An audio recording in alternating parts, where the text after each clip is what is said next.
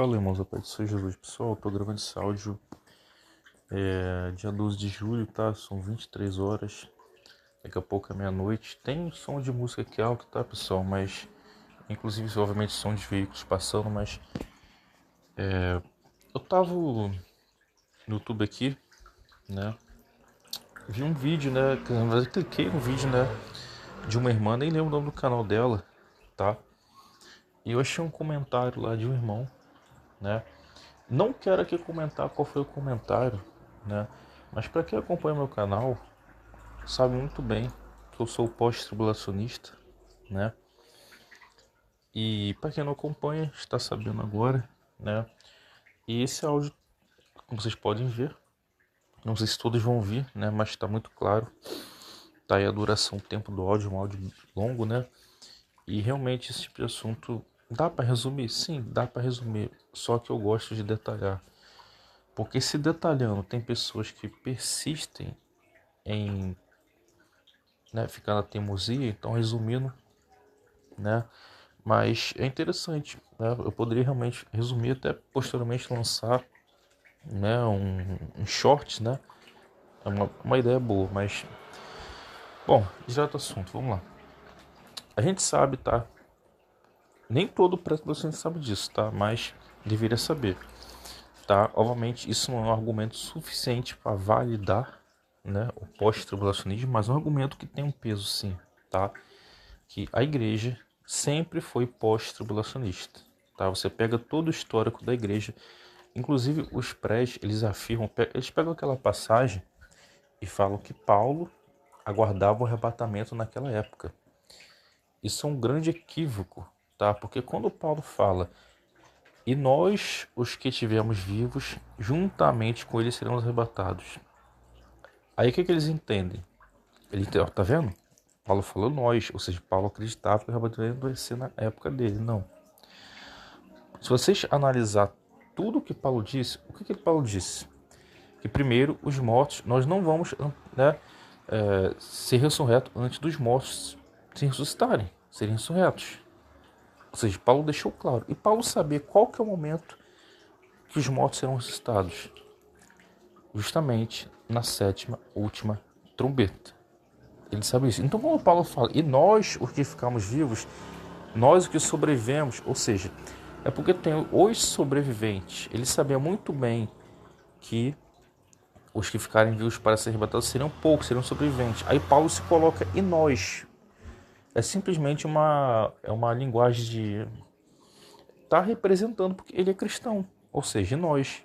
A gente fala nós, o povo de Deus, né? Mas tipo, né, todo o povo de Deus literalmente está incluído nós. Se você falar que, irmãos, eu peço perdão porque nós, a igreja, nós, a igreja, cometemos isso, tipo, no geral a gente se coloca nós, né? Mas não que você cometeu, tipo, exatamente aquilo que você está falando, é uma forma representativa, né? Então, por causa da falta desse entendimento, muitos pré-tribulacionistas, por ignorância, aprenderam, né? Tiveram um entendimento errado de que Paulo estava querendo dizer que ele esperava o arrebatamento naquela época. E não, ele não esperava naquela época, tá? Só que tem muitos ensinadores, seja famosos ou não, que sabem muito bem disso e eles persistem no ensino pré-tribulacionista de uma forma teimosa, sabe? De uma forma realmente ele sabe que tem algo errado. Por exemplo, o próprio Lamartine Pozella já deixou escapar algumas vezes aí. Ele no fundo ele sabe que tem algo errado no pré. Só que ele quer acreditar que é pré. Ele tem dúvida. Ele é um pré não convicto, né? Ou talvez no fundo ele saiba. Apesar que eu acho que se ele tiver certeza que é pós, ele vai confessar que é pós em algum momento, eu creio. Eu sinceramente creio que em algum momento o Lamartine Pozella ele vai vir a público e vai deixar de propagar, né, o ensinamento pré-tribulacionista, vai confessar, né, vai pedir perdão, tá? Eu creio nisso, sinceramente eu creio, tá? Porque eu acredito que ele é uma pessoa sincera, tá? Só que tem coisas que, infelizmente, né, as pessoas consideram mais do que a palavra, pesam mais. É o famoso Deus me disse, é o famoso sonho, visão ou experiência espiritual E a gente sabe que existem as verdadeiras experiências e existem as falsas experiências. Só que nem todos conseguem discernir, tá? E isso que infelizmente acontece, porque tem muitos cristãos tendo revelação não só sobre questões de arrebatamento, mas até mesmo sobre questões de você pega no passado, o pessoal, inclusive até hoje tem também, né? Mas pessoas proibindo aquilo que a Bíblia não proíbe, proibindo a barba, sabe? Doutrinas de homens, sendo que Jesus tem barba. A barba que desce sobre o óleo de Arão é Moisés, barba, os profetas, barba. Você pega a cultura de Israel, quem não tinha barba era considerado afeminado, era considerado gay. Inclusive, quando o exército do rei Davi ficou sem barba, o rei Davi mandou eles esperar a barba crescer para eles poderem voltar ao ofício, né, de soldados. Ou seja, a cultura bíblica sempre foi barba, mas pegaram a passagem lá de José, que se apresenta para Faraó com a barba aparada ou arrancada, não sei exatamente qual seria a tradução correta, né? Aí colocaram aquilo como doutrina, tá vendo? A gente tem que se apresentar diante de Deus, né? Ou seja, um puro preconceito, influenciado pela cultura mundana, tá? Porque quando chegou a Assembleia de Deus no Brasil, tá? Muitas pessoas daquele país lá, né? Quem conhece a história da Assembleia de Deus sabe, né, do que eu tô falando. Então era muito comum eles ter terno, ter gravata, não ter barba. Teve uma certa época, né, que teve países assim que usam essas coisas do terno e gravata que não tinham barba, tá? Alguns tinham, né? Você pega, obviamente, mais antigo ainda tinha a questão da barba, mas quando foi modernizando, foi tirando a barba. Era só um bigodinho, depois foi tirando o bigodinho, né? Ficou com a famosa cara limpa. Aí a barba foi associada como algo sujo, né? Então foi gerando toda uma cultura, um preconceito em cima da barba que a igreja, né, colocou isso como na lista de pecados, sendo que nem tá. Na verdade, seria o contrário, né? Então, tipo assim, então essa questão de revelações, seja do qual tipo for, sonho, visão, experiência espiritual, tem inúmeras pessoas afirmando aquilo que Deus não disse, entende? E como a gente saber se vem de Deus ou se não vem de Deus? Existe, né, obviamente, né, vou citar duas formas, né? Não sei se tem mais de duas, mas com certeza duas, né? Eu tenho certeza que tem. Uma é a testificação do Espírito Santo. E Jesus falou: as minhas ovelhas ouvem a minha voz. Elas conhecem a voz do pastor, do bom pastor, do pastor dos pastores. Entende? Então, quando você tem intimidade com Deus, você sabe discernir o que é a voz de Deus, o que é um sentimento, o que é uma emoção causada por Deus, do que uma voz qualquer, do que um sentimento qualquer, do que uma emoção qualquer causada por uma música, por um tom de voz, né? Simplesmente um espírito enganador, entende? A gente sabe discernir. Outra forma é pela palavra. Você manejando bem a palavra da verdade, você tendo conhecimento bíblico, tá? E obviamente para você ter conhecimento bíblico corretamente, você tem que ter um certo nível de inteligência para saber interpretar texto. Não é que você tem que fazer um curso, uma aula de teologia. Né? Na verdade, isso aí, né, existe teologia pré, existe teologia meso, pós, então, né? Mas você tem que ter, obviamente, um certo nível de inteligência, que não tem peça que Deus dá, peça de sabedoria que Deus dá, né? Então, você simplesmente vai entender, olha, isso que a pessoa está afirmando em nome de Deus não está de acordo com a palavra. Se não está de acordo, foi Deus que falou, não foi, entende? Então, a gente tem esses dois meios, essas duas formas, tá, de discernir.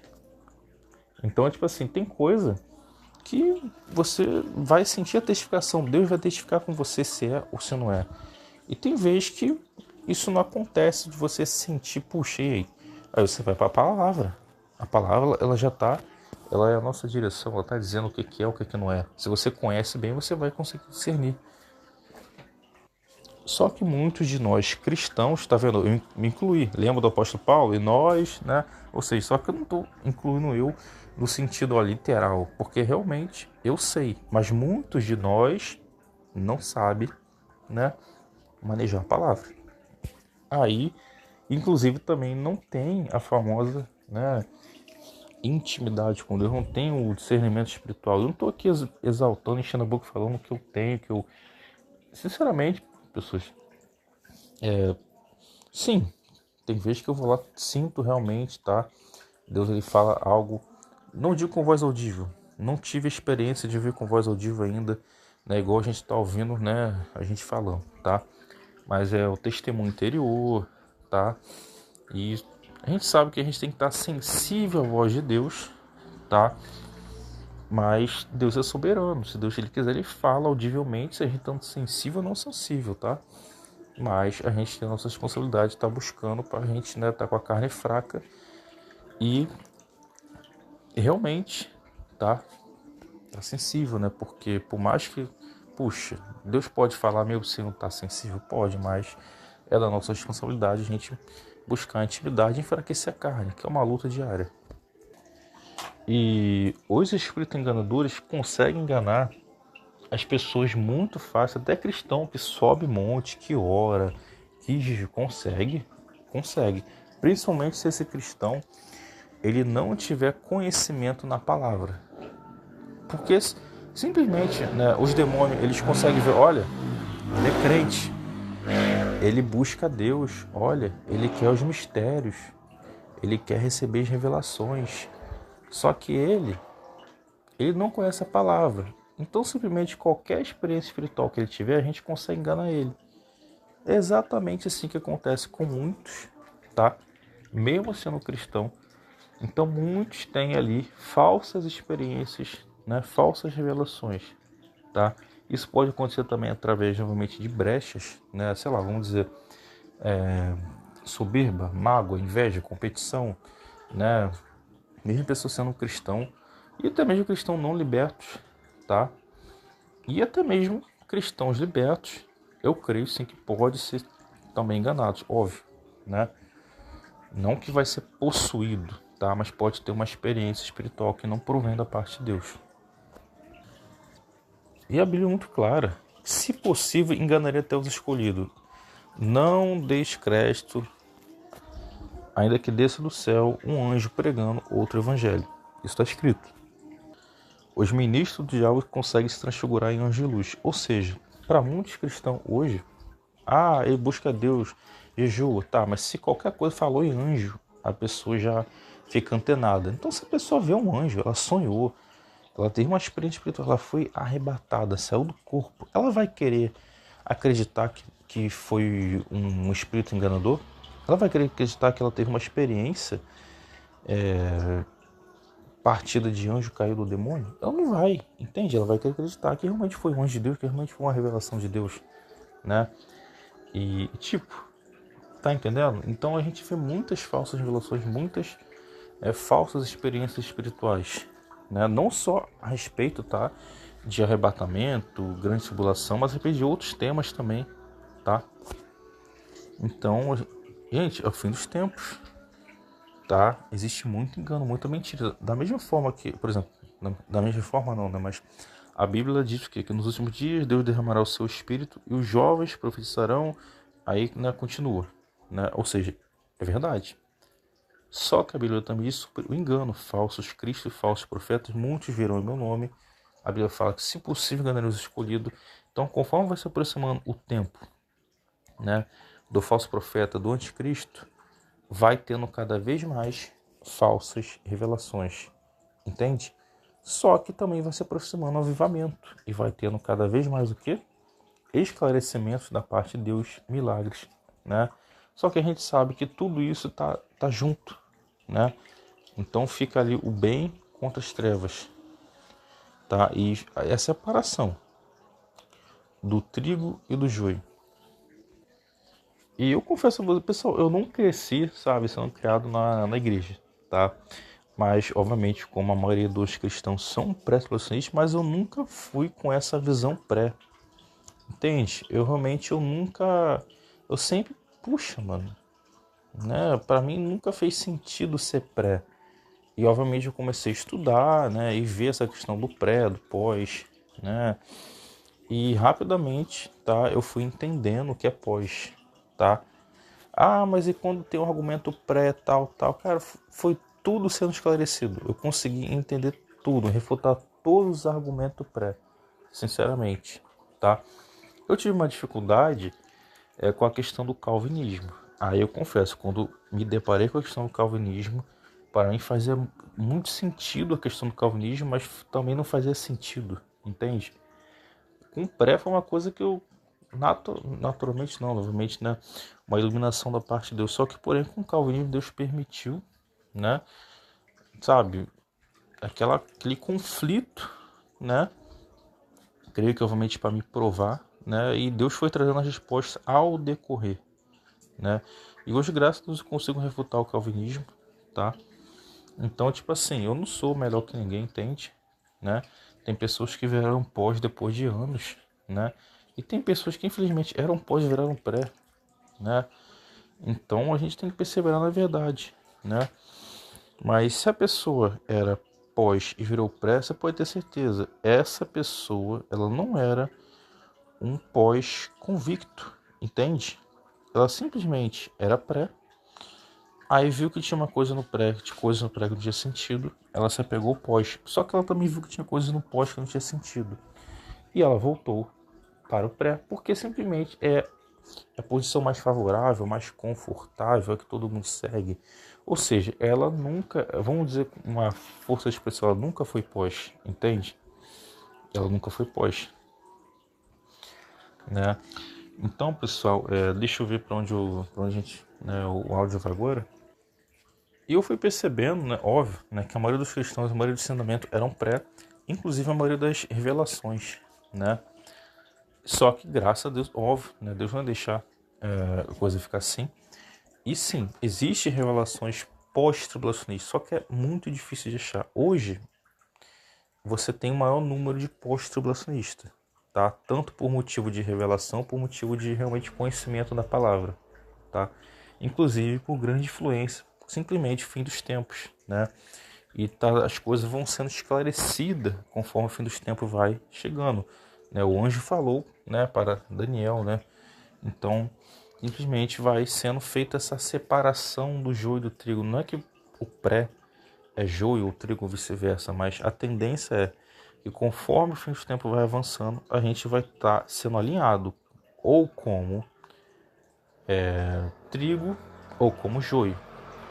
E conforme a gente se inclina cada vez mais para a verdade, a gente vai tendo esclarecimento sobre vários assuntos. E um desses assuntos é a questão da escatologia, tá? Então, calma aí, onde eu estava mesmo? Deixa eu pausar aqui. E existe uma coisa que é verdade, né? É dito, né? Que não isso que eu vou falar aqui agora, é dito que a voz do povo é a voz de Deus. Isso não é verdade. A voz do povo não é a voz de Deus. Só que você vê que a grande maioria de nós, que somos cristãos, tá? Propaga o preto possível. Eu te pergunto, puxa, então quer dizer que a maioria dos cristãos estão corretos? Não. A maioria dos cristãos estão operando os dons espirituais, conforme Jesus falou, farão obras ainda maiores que eu. Não estão. A maioria dos cristãos estão no nível de santidade semelhante à da igreja primitiva? Não estão. Tá, mas a maioria dos cristãos ensina o preto possível. Ensina. E a igreja primitiva não ensinava. Ou seja, tem algo errado. Então quer dizer que a igreja primitiva ela acertou na santidade, acertou nos dons espirituais, mas errou na escatologia? Tá entendendo? Então a gente consegue entender claramente que uma coisa vai ligando a outra, tá? Então simplesmente a maioria não está com Deus, tá? Então isso é fato. Por isso que você vê a maioria das revelações que puxam para o pré-tribulacionismo, ou elas são, obviamente, existem revelações pré-tribulacionismo que as pessoas colocam como pré por uma falta de entendimento. Ela é pré, então a revelação não estando muito clara, tendo ali uma brecha de interpretação, ela vai puxar lado para o pré. Tem revelações que são muito claras, tá? Quando a pessoa tem uma revelação, um sonho, sei lá, visão, experiência, e algo muito explícito que é pré, você pode ter certeza, essa revelação não provém de Deus, tá? Porque Deus não é Deus de confusão. Não existe um universo onde tem um pré-tribulacionismo, agora tem aí outro universo é meso, outro universo é pós, aí Jesus volta para cada um conforme você se agrada. Não, não existe. Ou é, ou não é. Sim, sim. Não, não. Tá? Existe um canal, que é o canal, qual é o nome? Sacadas do Céu. Ele ensina 2 arrebatamentos, porém não é pré. Tá? Então, assim, existe, né, o meso-tribulacionista, existe o pós, só que existe, dentro desses grupos, até mesmo do pré, existe divergência, existe, né, vertentes diferentes, tá? Então, nem todo pré ele vai pensar exatamente igual, mas a maioria pensa porque é algo muito difundido, algo que é muito repetido, muito ensinado, né? E uma primícia para acontecer o arrebatamento, isso não tem como você fazer um malabarismo, simplesmente é primícia. Tem que acontecer a ressurreição primeiro. Só que essa ressurreição, ela só acontece na 7ª última trombeta. Se você contar de 1 até 7, qual que é a última? É a 7ª. Tem gente que vai lá e inventa um monte de historinha para dizer que a 7ª não é a última. Faz um malabarismo, é literalmente malabarismo, né? É uma heresia, né? Literalmente, né? Deus está fazendo a gente de bobo, né? Porque a 7ª, está escrita 7ª, a última está escrita a última, então é uma pegadinha isso mesmo, né? Absurdo, né, gente? E mesmo que fosse, mesmo que tivesse essa diferença entre 7ª e última, ainda assim é dito claramente que os mortos ressuscitam primeiro. E a ressurreição, ela acontece aonde? Justamente no final, tá? A ressurreição não acontece no começo. A Bíblia é muito clara. Até quando, Senhor, até quando, né, vingarás nosso sangue? Aí é dito para eles, não lembro se foi o ancião que diz, ou o anjo, ou o querubim, é dito que até que se complete o número total de conservos e irmãos que devem ser mortos da mesma forma. Ou seja, as almas debaixo do altar, que foram mártires, elas têm que aguardar, elas não podem ressuscitar enquanto não se completar o número total. Por que Deus faz questão que se complete o número total? Para que todos venham ser ressurretos juntos. E os que sobreviverem, lembra que o apóstolo Paulo falou? E nós que ficamos vivos seremos arrebatados juntamente com eles. Deus é Deus de ordem, então existe essa ordem, essa organização, tá? Isso é uma premissa, é uma implicação lógica que, sabe, não tem como você pegar isso e você colocar no pré. Só que o que o pré faz? Cara, eu nem ouço o pré falar sobre isso. Eu nem ouço. O pré ele vai se apegar em outros versículos, porque tem esse versículo não tem como ele se apegar. Mas eu imagino que deve ter alguém que, né, vai dar uma distorcida, vai inventar alguma, né, tem cabeça para tudo, né? Mas os pré eles se apegam muito na passagem da, como é o nome daquela passagem mesmo, né? Te livrarei da grande que acho que tem não sei se tem tradução que diz da grande tribulação, né? Que há de vir sobre a terra, né? Não lembro exatamente, né? Porque tem umas traduções que é diferente, tá? Aí qual que é o entendimento? Ali tá muito claro. Jesus foi claro. Você não tem como também fazer um malabarismo, né? Realmente, Jesus vai livrar. Aí o que o pré imagina? Opa, vamos ser arrebatados antes. Mas o que a Bíblia diz? Apocalipse 12. Deus preparou o deserto para a mulher fugir, sendo sustentado por Deus durante 1260 dias. 1260 dias longe do dragão. Aquilo é o quê? Sustentada por Deus, livrada, o dragão persegue, mas não consegue alcançar. Ou seja, livramento. Foi livrada. Só que todo o corpo de Cristo é livrado? Não é. Porque tem os mártires. E quem vai decidir? É Deus. Deus vai decidir quem vai ser mártir e quem não vai ser. Cabe a nós, né, perseverar até o fim. Se você tem que ser mártir, persevere até o fim. Seja fiel. Se você tem que ser livrado, persevere até o fim também, né? Porque, né, a gente sabe qual vai ser o dia que você vai estar lá no deserto, né? E quando eu falo deserto, eu não estou falando que vai ser literalmente é um local específico. Sendo um local específico, eu creio que literalmente vai ser um local realmente literal. Porém, sim, vai ter pessoas que vão estar sendo guardadas por Deus em outras localidades, tá? Não é somente naquele ponto geográfico. Porém, eu entendo claramente que a grande congregação principal, né, de fugitivos vai estar num local específico, tá? Mas isso aí é uma questão de...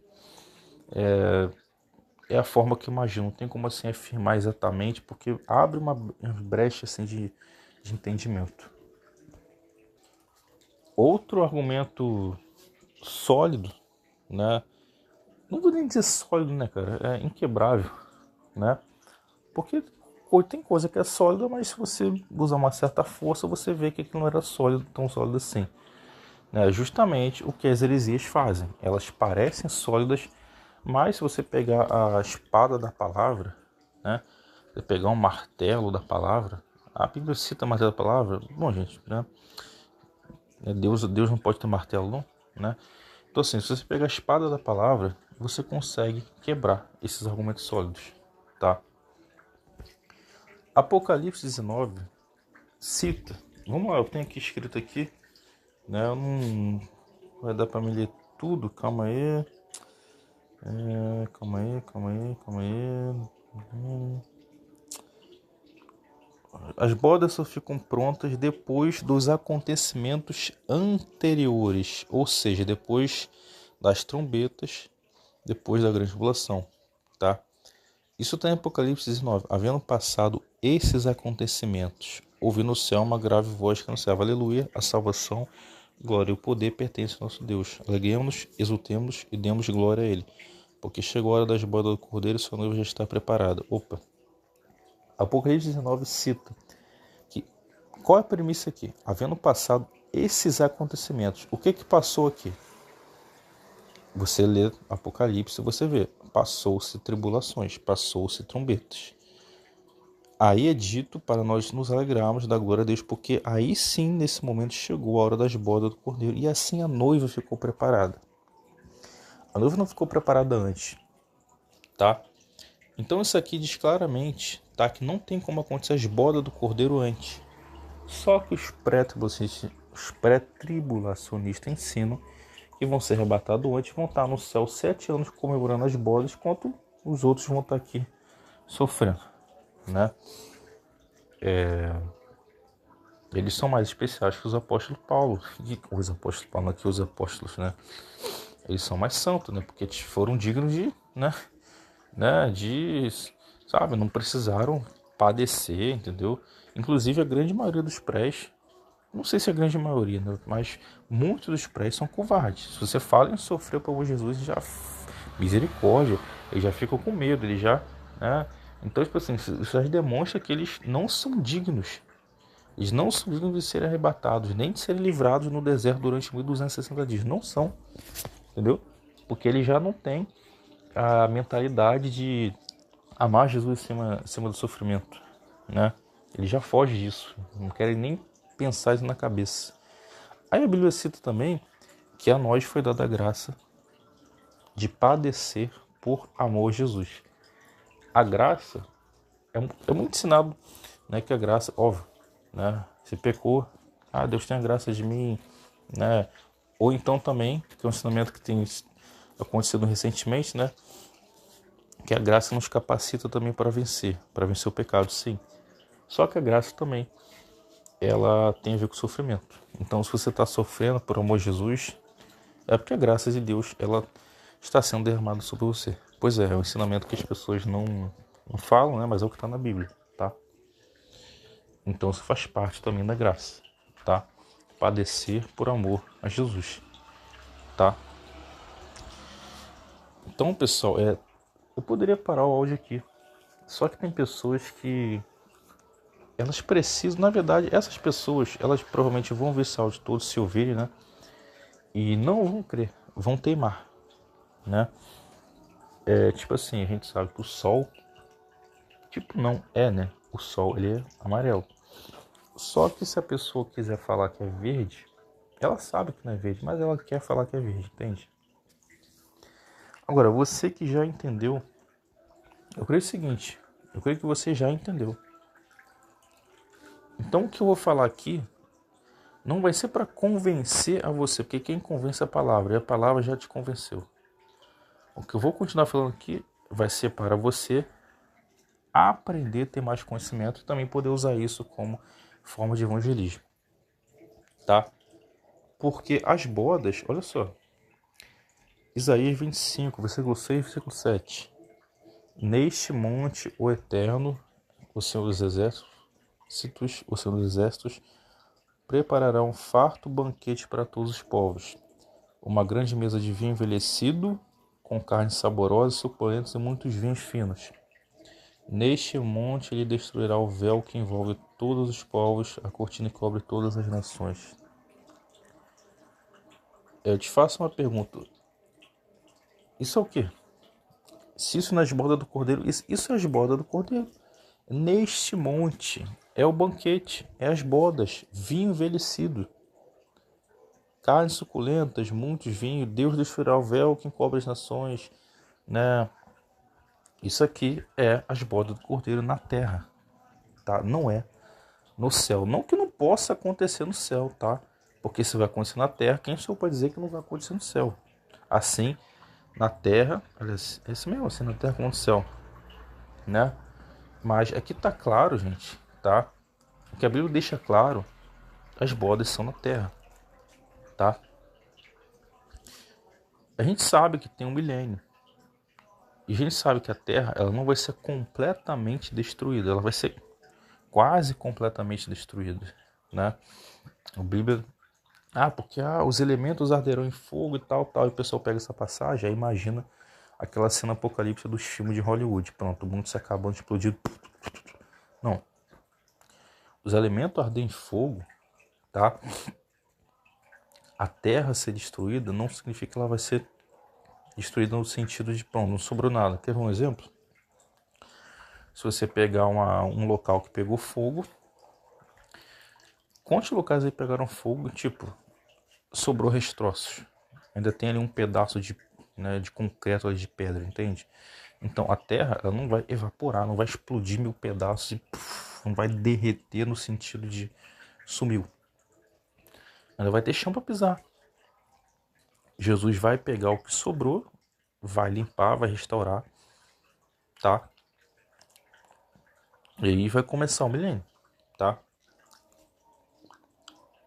O novo céu e nova terra, aí são no final do milênio. Quando Satanás é solto, ele vai reunir.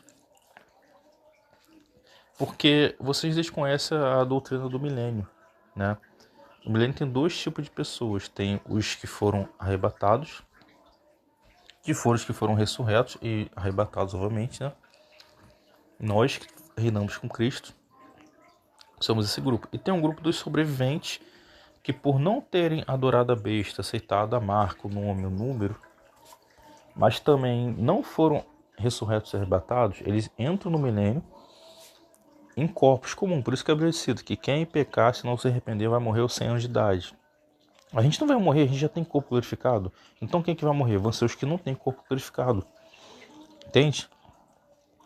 Aí este grupo, novamente todos, tá? Não creio que vai ser todos, mas uma parte deles vão ser tentados pelo diabo para se revoltar contra Jesus. Imagino que alguns serão, né? Que alguns comprarão a ideia. Só que a Bíblia diz que Deus, ele, né, desce fogo do céu, termina com a rebelião, tá? Aí a Bíblia cita novos céus e nova terra, tá? A eternidade. Então, pessoal, aqui ficou muito claro, tá? As bodas do Cordeiro, tá? E na sétima trombeta é onde os reinos do mundo passam para Jesus. Você já leu a sétima trombeta? Os reinos do mundo passam para Jesus ali. E o que Jesus fará com esses reinos?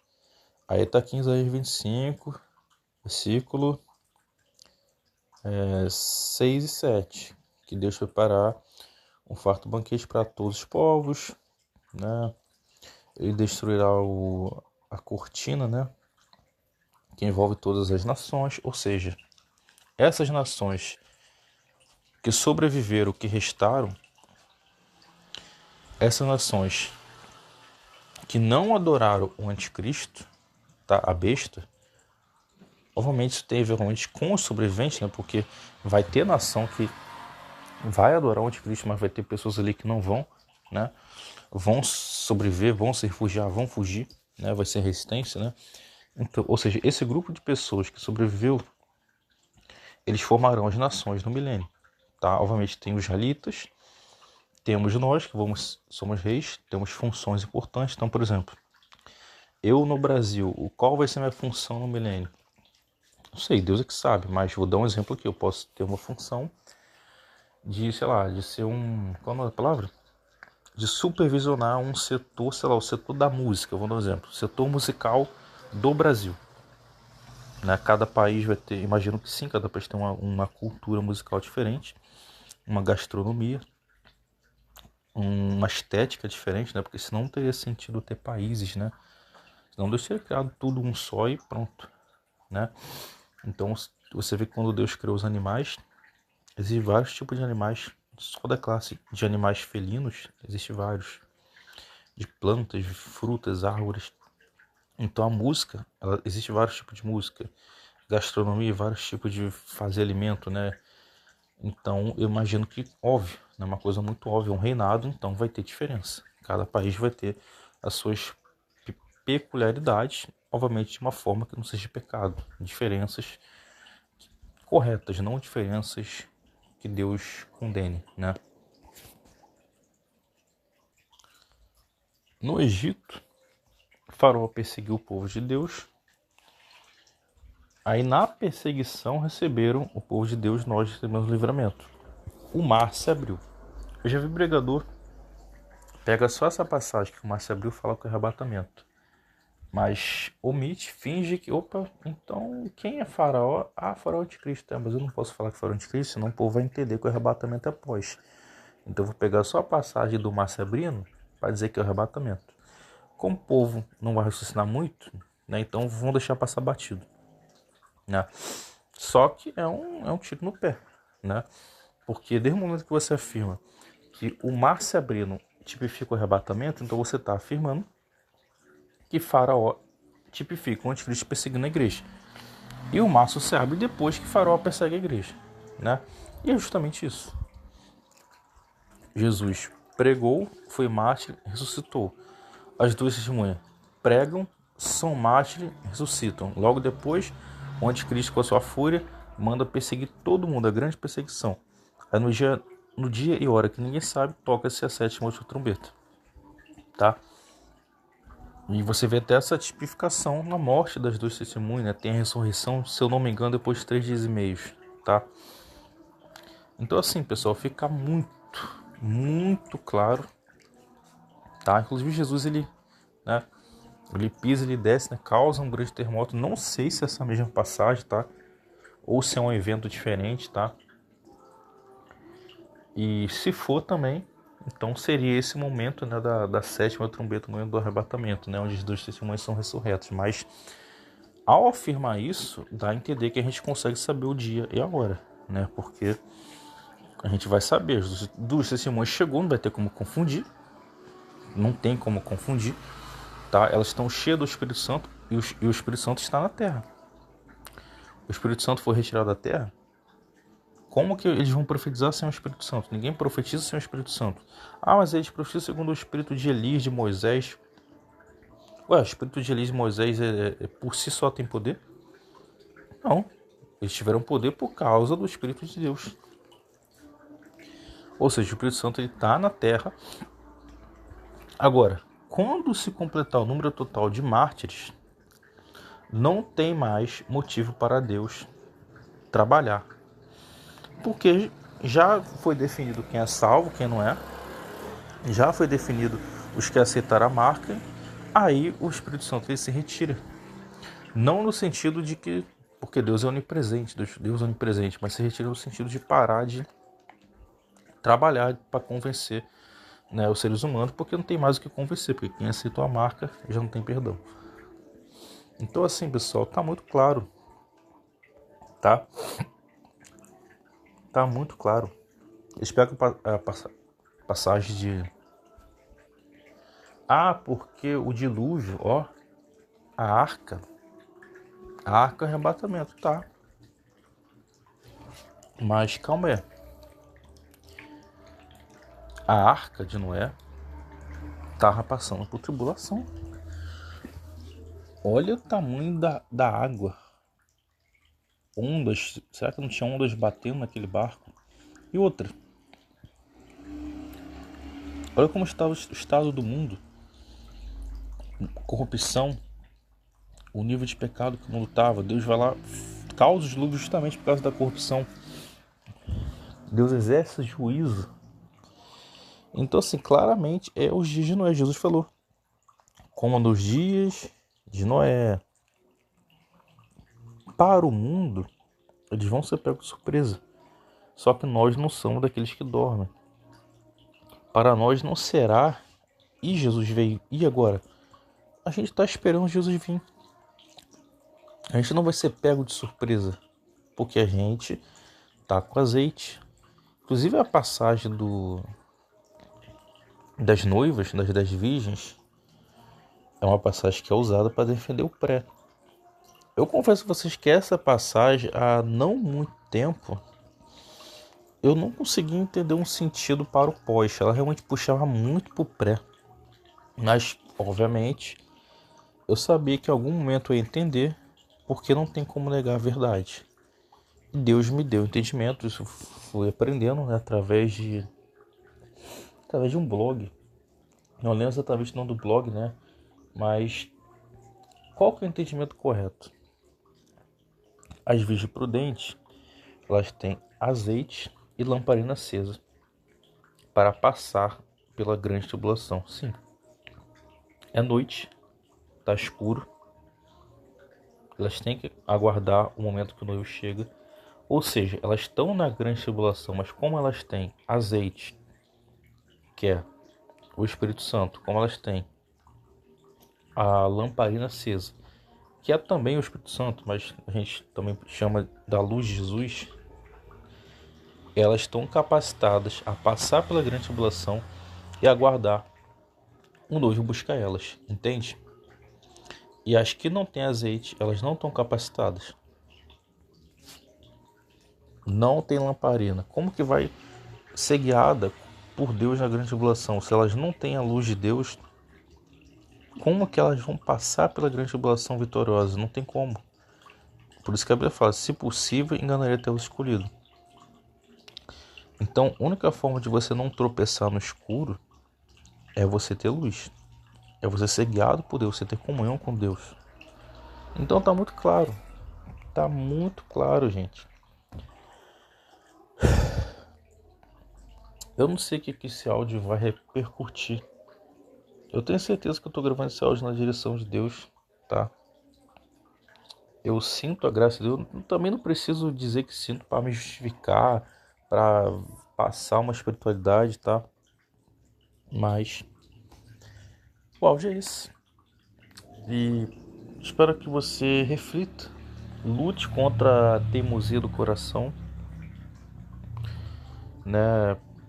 Cara, eu sei que tem pessoas que, né, provavelmente, né, vai resistir, mas vê se daqui a uma semana você, né, você muda de ideia, você não fica esperando muito não, tá? Porque quando você, porque você ensina o pré-tribulacionismo, está desagradando a Deus, está prejudicando o evangelho e você está acumulando mais pecados, né? Então quando você confessa, se arrepende, né?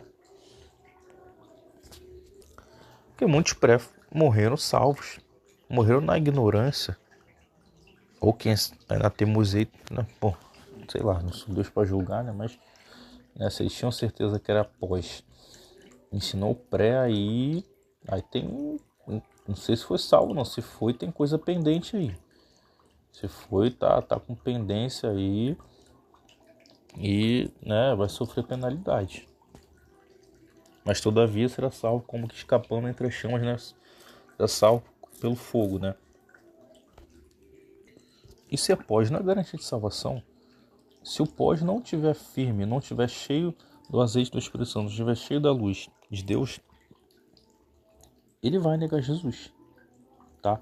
Ou talvez não negue Jesus, mas cometa pecados que podem, né, causar, né, a pessoa se perder, né?